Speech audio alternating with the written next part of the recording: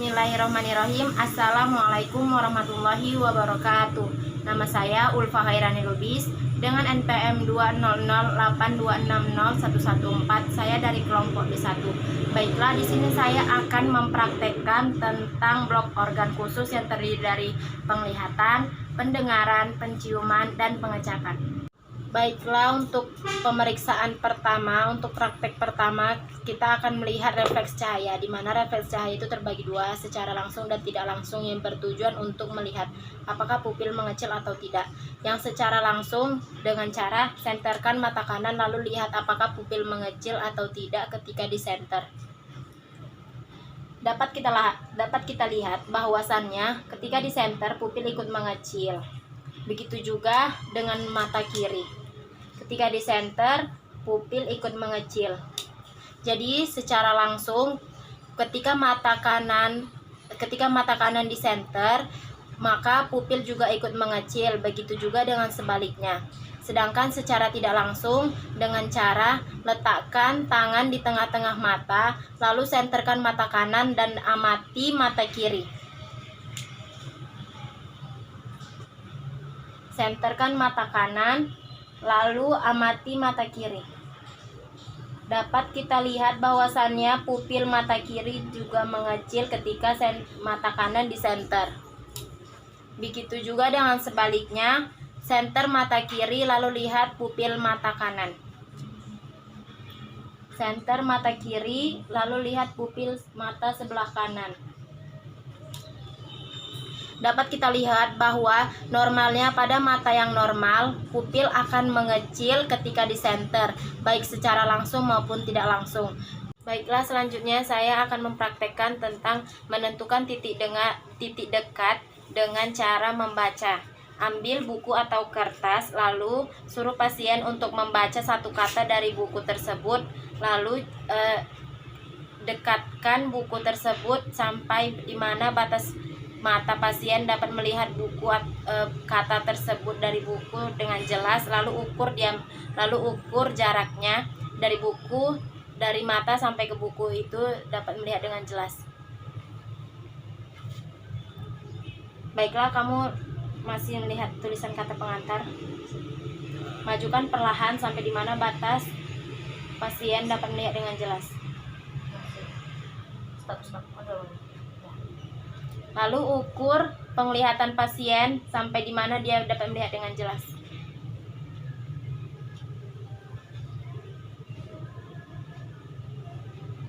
Baiklah, pasien saya hanya dapat melihat dengan jelas sampai 10 cm. Pemeriksaan selanjutnya untuk menentukan ukuran diameter pupil, di mana yang pertama pasien membelakangi jendela atau lampu, lalu ukurlah diameter pupil pada pasien.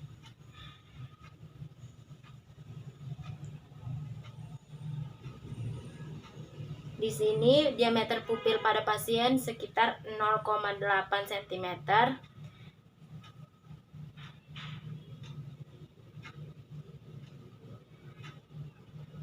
Begitu juga dengan sebaliknya, lalu putarkan pasien untuk menghadap cahaya atau lampu.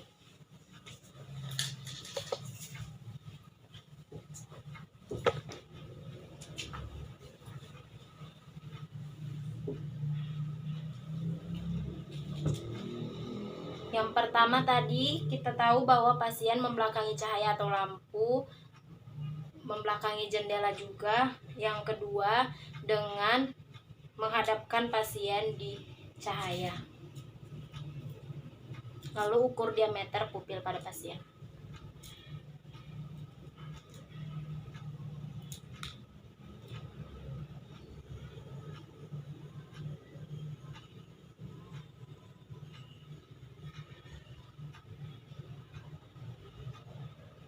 Ketika disenter, bahwasannya ukuran pupil pada pasien sekitar 0,4 sampai 0,5 cm.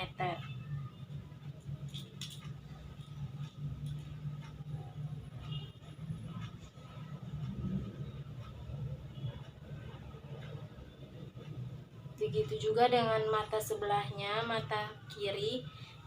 Ketika disenter, mata kanan dan mata kiri mengecil sekitar ukuran diameter pupilnya 0,4 sampai 0,5. Baiklah, di sini saya akan melakukan pemeriksaan di mana pasien menghadap cahaya dan saya akan melakukan ukuran diameter pupil ketika pasien menghadap cahaya.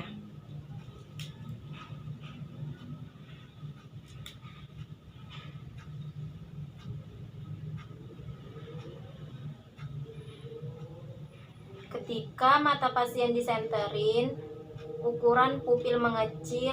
Di sini saya lihat bahwa ukuran diameternya sekitar 0,3 cm.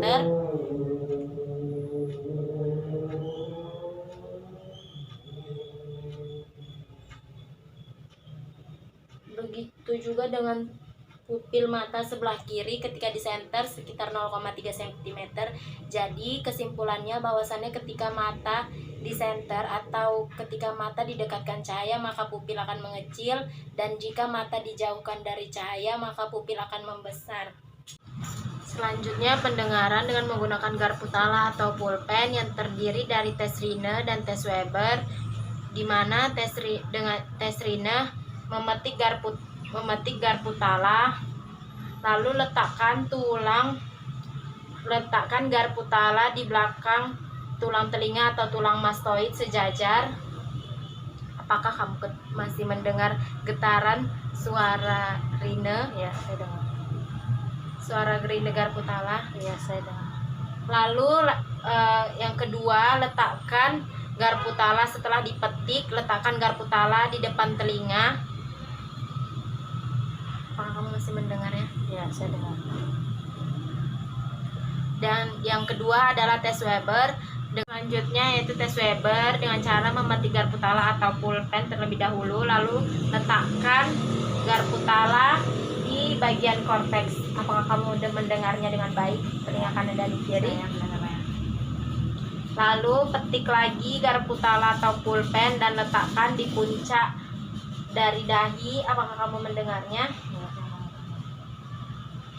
Selanjutnya petik lagi garpu tala atau pulpen lalu letakkan di bagian tengah hidung. Apakah kamu mendengarnya dengan jelas? Adapun tujuan dari tes Weber, normalnya itu tidak adanya lateralisasi. Selanjutnya pendengaran menggunakan anak kunci dengan tutup mata. Di mana lokasi bunyi sekarang? Di sebelah kiri. Nah, di mana lokasi bunyi kunci sekarang? Di belakang. Benar. Di mana lokasi kunci sekarang? Di atas. Benar. Di mana lokasi kunci sekarang? Di sebelah kiri. Benar. Di mana lokasi kunci sekarang? Di sebelah kanan. Benar. Baiklah, yang ketiga adalah penciuman dengan cara tutup mata pasien, lalu tutup salah satu lubang hidung pasien, begitu juga dengan sebaliknya. Lalu tanyakan pada pasien aroma apa pada bahan yang kita tujukan.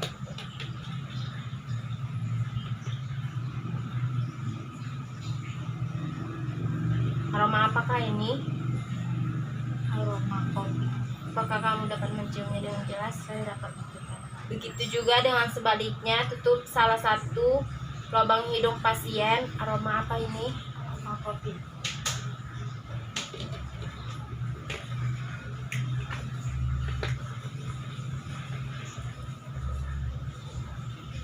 Aroma apakah ini? Aroma teh. Begitu juga dengan sebaliknya. Aroma apakah ini?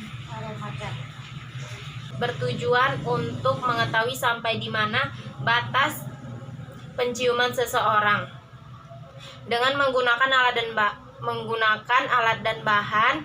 Yang pertama, bahannya adalah minyak kayu putih, lalu ada fresh care, dan alatnya ada stopwatch.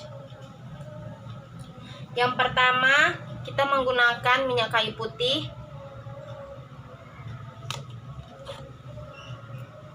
Ukur bahan yang kita punya berjarak dari hidung sekitar 5 cm.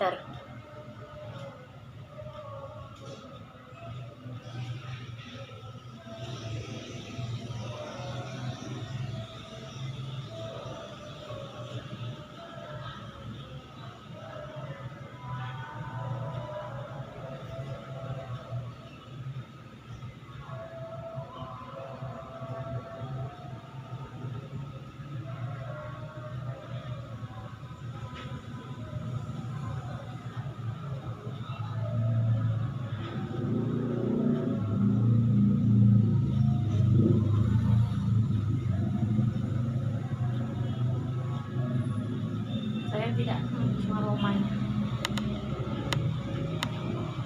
Baiklah, pasien saya mulai merasakan kehilangan penciuman sekitar 53 menit 51 detik pada penciuman minyak kayu putih. Selanjutnya kita menggunakan bahan yang selanjutnya adalah fresh care untuk mengetahui sampai di mana batas penciuman pasien saya.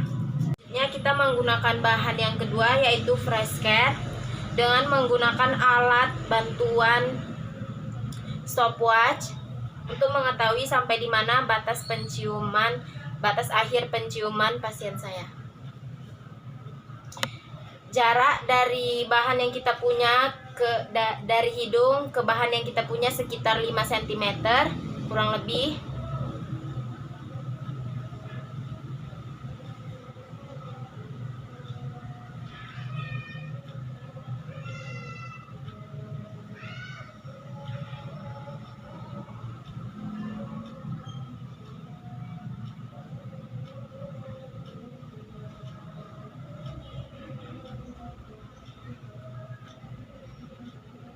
Tidak mencium aromanya.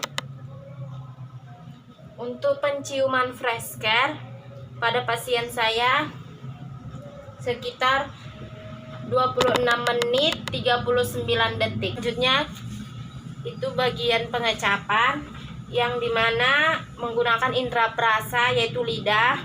Kita tahu bahwa indera perasa pada lidah itu pada bagian ujung itu untuk bagian pahit, kanan dan kiri itu untuk bagian asam dan asin, dan pada bagian pangkal lidah itu untuk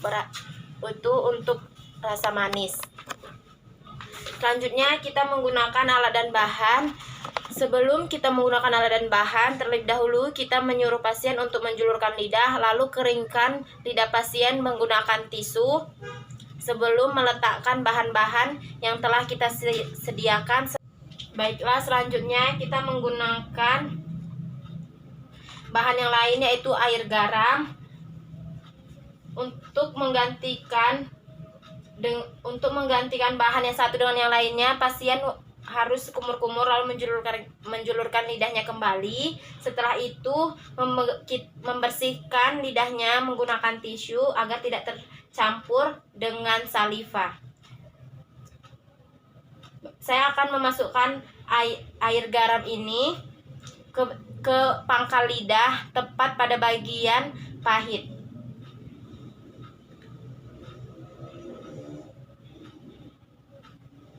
Rasanya asin. Baiklah, setelah melakukan percobaan pada bagian air garam diletakkan di bagian pangkal lidah tepat pada bagian pahit, pasien tetap merasakan rasa asin.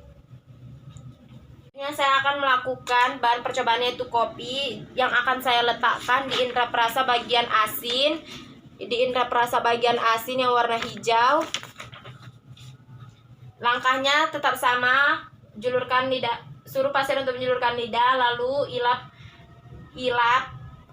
ilaplah lidah pasien dengan menggunakan tisu agar tidak tercampur dengan saliva bahan yang ingin kita gunakan. Lalu masukkan bahan yang ingin kita amati.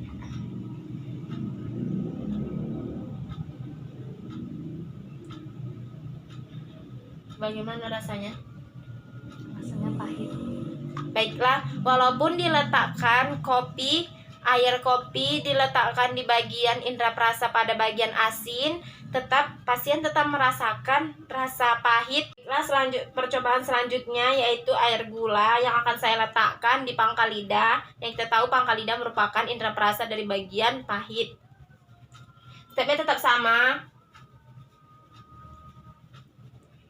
Lalu masukkan bahan yang ingin kita gunakan di tempat yang kita bilang.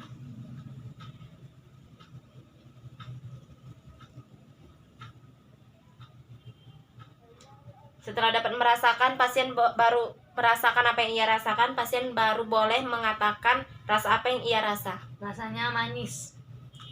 Baiklah, walaupun air gula diletakkan di pangkal lidah, pasien tetap merasakan rasa manis pada air gula. melakukan percobaan selanjutnya dengan menggunakan bahan yaitu air asam, air jeruk nipis. Pertama, pasien julurkan lidah pasien, suruh pasien untuk menjulurkan lidah. Baiklah, selanjutnya saya akan melakukan percobaan dengan bantuan bahan air jeruk yaitu air asam. Pertama, suruh pasien untuk menjulurkan lidah, lalu ilap lidah pasien dengan menggunakan tisu.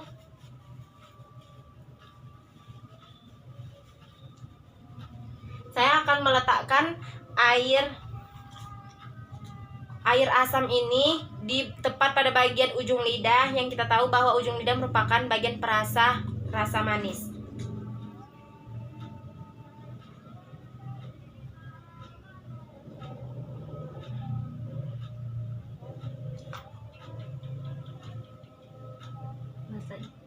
Asam. Pasien mengatakan bahwa walaupun air asam diletakkan di bagian ujung lidah, di tepat pada bagian indera perasa rasa manis, pasien tetap merasakan rasa asam pada air asam pada jeruk nipis. Mungkin ini saja yang dapat saya sampaikan dari hasil kerja praktikum saya pada blok organ khusus. Untuk sistem indera penglihatan, pendengaran, penciuman, dan pengecapan. Lebih dan kurang saya mohon maaf. Assalamualaikum warahmatullahi wabarakatuh.